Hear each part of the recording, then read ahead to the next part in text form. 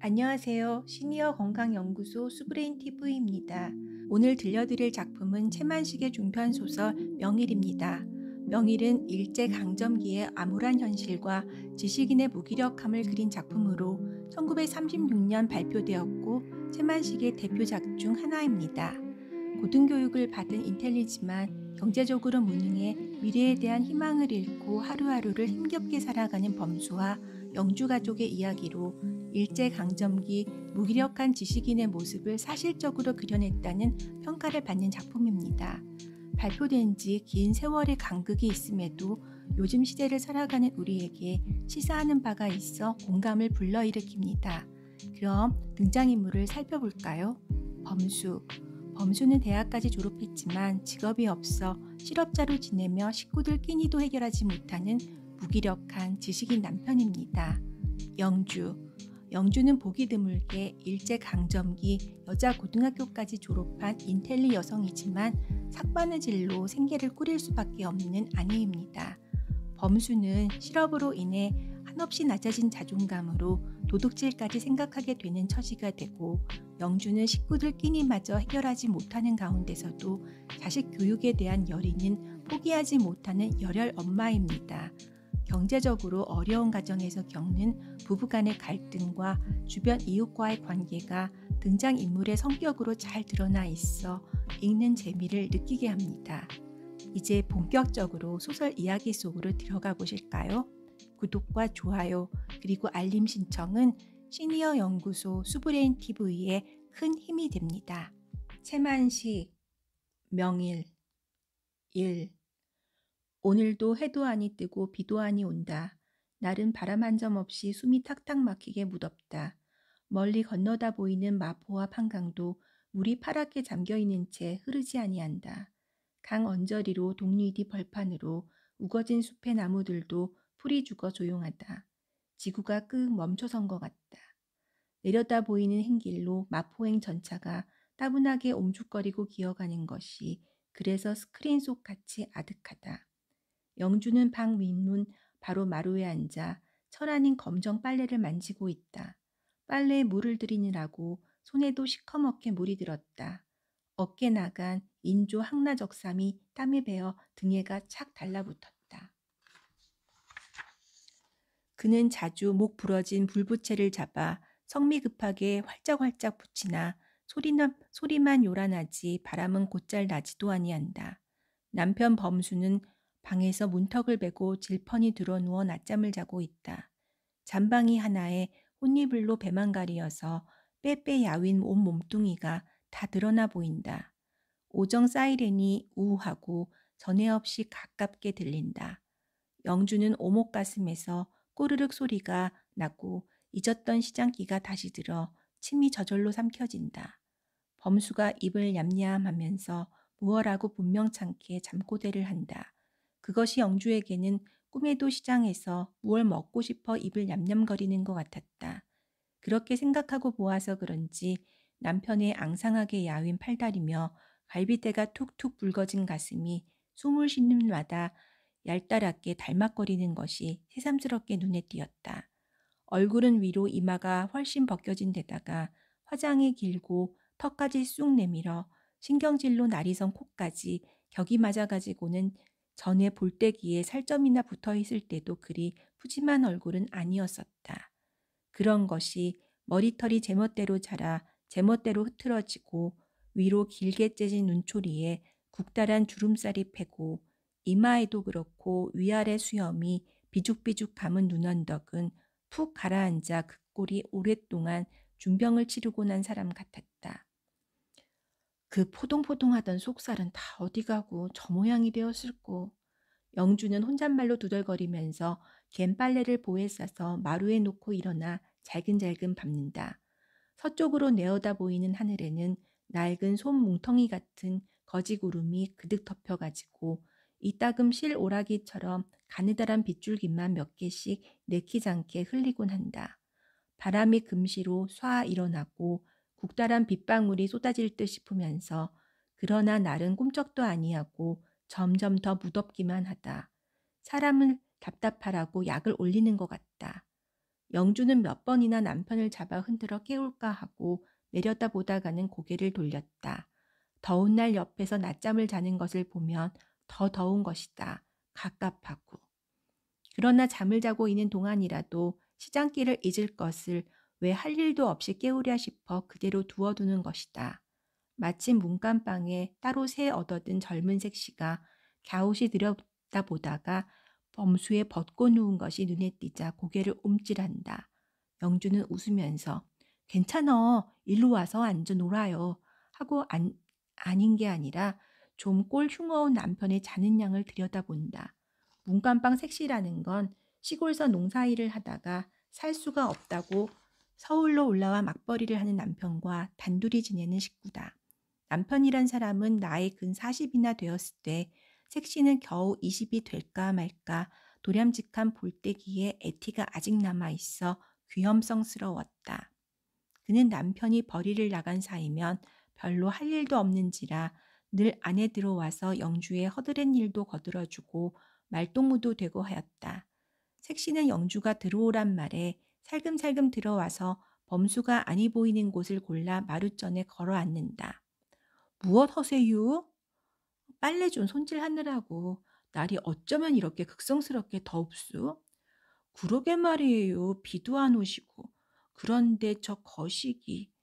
색시는 무슨 대단한 소식이나 내통하는 듯이 목소리를 죽여 말을 한다. 올해 난리가 난대요. 난리가? 하고 영주는 짐짓 웃으면서 되물었다.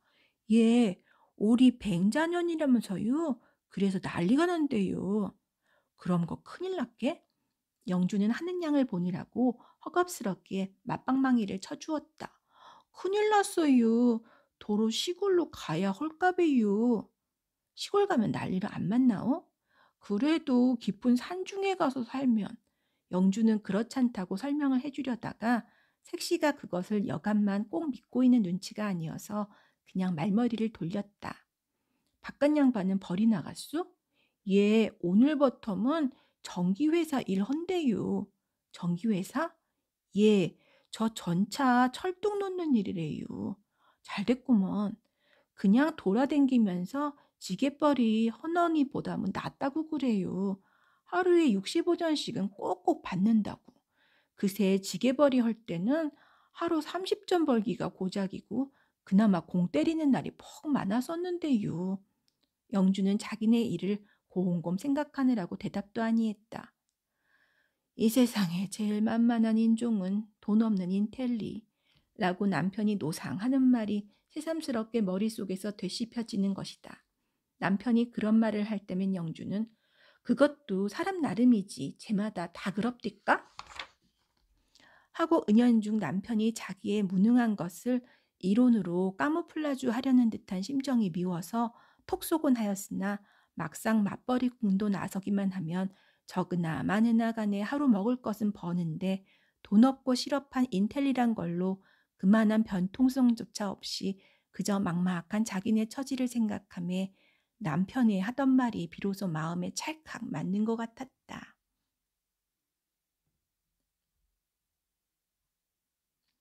2. 범수는 시장과 더위에 부대끼다 못해 그런지 깨우지도 아니했는데 혼자 꾸물거리다가 기지개를 기다랗게 뻗치고는 푸시시 일어나 앉는다. 문간방 색시가 직업을 하고 달아나는 것을 영주는 웃으면서 왜 벌써 일어나오? 하고 다 없어졌어도 다만 한 가지 남아있는 남편의 맑은 눈, 자고 나서도 흐리지 아니하는 눈을 바라본다. 음, 콧소리로 대답을 하고 범수는 자고 난 입맛을 다시면서 방바닥을 둘러본다. 입안이 텁텁한 게 무엇보다도 담배가 먹고 싶은 것이다. 그러나 담배는 아까 아침부터 없다. 시장 허졌나오? 글쎄. 범수는 모호하게 대답을 하고 대수기를 극적극적한다. 영주는 빨래를 다 밟고 나서 도로 마루에 앉아 볼을 펴놓는다. 범수는 또 한 번 나른하게 하품을 하고는 아내가 손에 시커멓게 물을 들여가지고 검은 빨래를 만지는 것을 보고 내키지 않게 묻는다. 건 뭐야? 애들 봄살이. 봄? 살이? 그걸 지금 왜? 이거나마 손질을 해두어야 인제 가을에 가서 입히지. 봄에 벗어놓은 것을 벌써 빨아는 놓고도 손이 안 나서 그러다가 오늘은 일감도 없고 하길래. 범수는 고개를 끄덕거렸다. 아침에 밀가루 10전어치를 사다가 수제비를 떠서 아이들 둘까지 네 식구가 요기를 하고는 당장 저녁거리가 가망이 없는 판이다. 그러니 하루 앞선 내일 일도 염두가 없을 테거늘 이제 가을에 가서 아이들을 입힐 옷을 시장한 허리를 꼬부려가며 만지고 있는 아내를 보며 범수는 인간이란 것은 생활의 명일에 동화 같은 본능을 가지는 것이구나 생각했다. 아이들은 어디 갔어? 눈에 안이 띄는 것도 안이 띄는 것이지만 낮잠을 자려고 하는데 아이들이 짓거리고 떠드는 것이 성가시어 쫓아 내보내던 생각이 나서 아내더러 묻는 것이다. 방금 저 밖에서 소리가 났는데 거디서 놀 테지. 범수는 아까 자던 대로 도로 누웠다. 처음 당하는 것은 아니지만 딱 시장에서 앉아있기도 대견했던 것이다. 또 잘려오? 아니. 시장 오졌나오? 아니. 범수는 더덕더덕 반자에 바른 신문지에서 인류 양식당의 광고를 읽으면서 건성으로 대답을 한다. 저 문간방 사내는 전기회사 일하러 다닌답디다. 영주로는 노동자면 노동자, 막벌이꾼이면 막벌이꾼. 그것이 부러운 것은 않나 무엇이든지 일거리에 닥들이기가 쉬워 그만큼 변통수가 있는 것만은 부러웠던 터이라 문득 그 일이 잊히지 아니하는 것이다. 전기회사라니? 아마 선로공사인가 봐요. 색시가 전차 철도길이라는 것이. 아, 나도 그런 거라도 좀 했으면. 죽으면 죽었지 그 짓을 해요? 근력만 당해낼 수 있다면. 세상에 해먹을 게 없어서 당신이 그 짓을 해요? 내가 무언데? 무어야 당신이지. 괜한 객기를 부리지 말아요. 있는 땅까지 팔아서 머릿속에 다 학문만 쳐쟁였으니 그게 무어야. 씌어 먹을 수도 씌어 먹을 데도 없는 놈에 세상에서 공부를 했으니 그게 무어란 말이야. 존목은 책장하고 무엇이 달러. 인제는 흥분조차 잊어버렸으나 범수가 늘 두고 연불처럼 되풀이하는 말이다. 그는 어려서는 부모가 시키는 대로 또 중학 이후는 자기가 하고 싶어서 그래서 공부를 하였다. 자기 앞으로 땅 맞이기나 있는 것을 톡톡 팔아서까지 학자를 삼아 대학까지 마치었다. 그러나 지금 와서 생각하면 비록 의식하지는 못했으나 천하 어리석은 짓을 하고만 것이다. 만일 학문을 하지 아니하고 그대로 그 땅을 파고 있었다면 좌우간 머릿속에 학문을 집어넣기 때문에 심신이 이렇게 약비해지지 아니했다면 내게는 명일이 있었을 것이다. 범수는 늘 이렇게 말했다. 그러나 영주는 남편의 그러한 속을 이해할 수가 없는지라 그러한 말을 듣고 있으면 짜증만 나곤 했다. 그거야 당신이 성미가 유난스러우니까 그렇지 다른 사람들은 그렇지 않습니다. 그 사람들은 별수가 있나? 모다들 개밥의 도토리지. 인텔리들의 운명이란 빤히 내다보이는걸? 그래도 그런 사람들은 어떻게 해서든지 직업을 가지고 그놈을 만족해서 아둥바둥 살려고 드는데 당신이 어디 그렇소? 차라리 그럴 테거들랑 자식들이나 내 걱정은 말고 당신 노상 하고 싶다는 대로 어디든지 가서 하구려. 정말 남편이 그리 하려고 나선다면 즐겁해서 못하게 말릴 테지만 영주는 악이 오르는 판이라 그렇게 앙알거리고 있는 것이다. 글쎄 그렇게 해야 할 노릇을 하지 못하는 게 공부한 죄라니까. 그러면 눈을 질끈 감고 되어가는 대로 한 세상 살든지. 그렇게라도 했으면 차라리 좋게 아무것도 모르고 현재에 만족해서. 그러니 글쎄 어쩔 셈이요. 영주는 보풀증이 났다. 남편과 말을 하고 있노라면 칼로 물을 치는 것 같아서 해먹기만 하지 시원한 꼴은 볼 수가 없다. 나도 모르지. 좌우가 내일이란 건 없으니까. 참말 큰일 났수. 영주는 한식하듯 혼잣말같이 중얼거린다. 큰일이야. 웬통 세상에 큰일인걸. 아까 문간방 색시도 그럽디다만 올해 병자년이라고 난리가 난답디다. 차라리 난리라도 났으면. 불감청이 원정 고소원이야. 난리가 난다면 당신 같은 사람이 뭘 제법 괜찮을 줄 아오? 못해도 좋으니 제발 좀. 범수는 문득 여러 날 신문을 보지 못한 것이 생각이 나서 궁금했다. 최근 것으로 불란서에서 인민전선파가 내각을 조각했다는 것을 보고는 벌써 반달이나 신문을 얻어보지 못했던 것이다. 범수에게는 불란서의 인민전선파 내각의 그 뒤에 오는 것이 절대의 흥미였었다. 그는 문 안에라도 들어갈까 하고 구중중한 벽에가 아무렇게나 걸려있는 단벌짜리 다 낡은 여름 양복을 바라보았다. 저녁거리가 없지? 범수는 할 수 없으면 양복이라도 잡혀야겠어서 떼어 입고 나가기를 주저하는 것이다. 번연한 속이지 물어서는 무얼 하오? 영주는 풀죽은 대답을 한다. 그럼 저 양복이라도 재펴오구려. 그것마저 재피고 어떡하려고 그러? 그리 기나게 양복을 입고 출입을 할 일은 뭐 있나? 영주는 그래도 느긋한 희망을 지니고 있었다. 남편이 몇 군데 이력서를 보내두었으니 그런 데서 갑자기 오라는 기별이 올지도 모르는 터에 양복을 잡혀버리면 일껏 된 취직도 낭패가 되고 말 것이다. 그리고 또 남편이 밖에 나가 있는 동안만은 행여 무슨 반가운 소식이나 가지고 돌아오나 해서 한심한 기대를 하는 터였었다. 천하 없어도 그건 안 잡혀요. 거참 괴사스런 성미도 다 보겠네. 하고 범수는 더 우기려 하지 아니했다. 정말 큰일 났수. 하도 막막한 때는 죽어버리기라도 하고 싶지만 자식들을 생각하면 그럴 수도 없고. 글쎄 왜 학교는 안 보내려도 우리는 이 지경이 됐으니 자식이나 잘 가르쳐야지. 영주는 아이들이 생각나자 가슴을 찢고 싶게 보풀증이 나는 것이다. 범수와 영주 사이에 제일 큰 갈등은 아이들의 교육 문제인 것이다. 영주는 아이들을 공부시켜서 장래의 희망을 거기다 붙이자는 것이다. 그는 하다 못하면 자기가 몸뚱이를 팔아서라도 아이들의 뒤는 된다고 하고 또 그의 악지로 그만 짓을 못할 것도 아니었다. 그러나 범수는 듣지 아니했다. 섣불리 공부를 시켰자 허리 부러진 말처럼 아무짝에도 쓸데없는 방거충이가 될 것이요. 그러니 그것이 아이를 자신 장래에 불행하게 할 뿐만 아니라 따라서 부모의 기쁨도 되지 아니한다고 내내 우겨왔던 것이다. 그러면서 그는 자기가 보통 학교의 교과서 같은 것을 참고해 가며 산술이니 이러니 또 간단한 지리역사니 우선 가르치고 있었다. 그러나 영주가 보기에는 그것이 도무지 시원찮고 미덥지가 못했다. 범수는 아내에게 너무도 번번이 듣는 푸념이라 그 대답을 또다시 되풀이하기가 성가시어 아무 말도 아니하려 했으나 아내는 오늘은 기어코 요정을 낼 듯이 기승을 부리려 든다. 글쎄 여보, 당신은 당신이 희망하는 일이나 있어서 그런다고 나는 어쩌라고 그러오? 낸들 희망을 따로 가지고 그리는 건 아니래도 그래. 자식들이 장래에 잘 되어 잘 살게 하자는 생각은 임자하고 똑똑 같지만 단지 내가 골라낸 방법이 옳으니까 그러는 거지. 나는 그 말을 믿을 수가 없어. 공부 못한 놈이 막벌이 노동자나 되어 남의 하시나 받지 잘 될 게 어디 있담. 그건 20년 전 사람이 하던 소리야. 번연히 눈앞에 실증을 보면서 그래? 무허가 실증이란 말이요? 그거 참.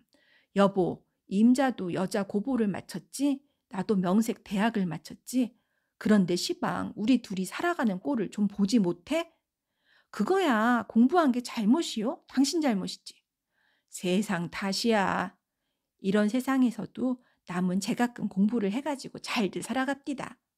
그건 우연이고 인제 세상은 갈수록 우리 같은 인간이 못 살게 돼요. 내 마침 생각이 났으니 비유를 하나 할게. 들어보려오? 듣기 싫어요. 영주는 말로는 언제든지 남편을 못 당하는지라 또 무슨 묘한 소리를 해서 올가미를 씌우나 싶어 톡 쏘아버렸다. 하따 그러지 말고 들어보아요. 자 시방 내가 돈이 1원이 있다고 합시다. 그런데 그놈 돈을 어떻게 건사하기가 만만찮거든. 돈을 넣을 것이 없단 말이야. 알겠소? 말해요. 그래 척 상점에 가서 1원짜리 돈 지갑을 샀잖수. 1원밖에 없는데 1원짜리 지갑을 사요? 영주는 유도를 받아 무심코 이렇게 대꾸를 한다. 거봐 글쎄 하고 범수는 싱글벙글 웃는다. 우리가 시방 공부를 한다는 것이 그렇게 1원 가진 놈이 1원을 넣어두려고 1원을 다 주고 지갑을 사는 셈이야. 어째서? 지갑을 쓸 때가 있어야지. 두었다가 돈 생기면 넣지? 그 두었다가가 문제거든. 그 지갑에 돈이 또 생겨서 넣게 될 세상은 우리는 구경도 못해. 알겠수? 난 모를 소리요. 못 알아듣기도 괜찮지. 그렇지만 세상은 부자 사람하고 노동자의 세상이지. 그 중간에 있는 인간들은 모두 헛개비야. 그렇지만 여보, 사람이 세상에 나서 빌어먹고 살기는 일반이 아니요. 그런데 하필 부모 된 사람이 앉아서 고되고 거센 일을 하고 남한테 하시바는 노동자로 자식을 만들 거야. 무엇 있수? 빌어먹는 게 첫째 문제라니 누가 새 세상에서 쓰일 인간을 만든다는 거지. 문간방 사람이나 또 뜰 아랫방 목수나 다 별 수 없으디다. 그래도 나보다는 월등 나아요. 그리고 우리 아이들은 내가 따로 가리키면 다 제절로 눈이 떠져요. 나는 못해요.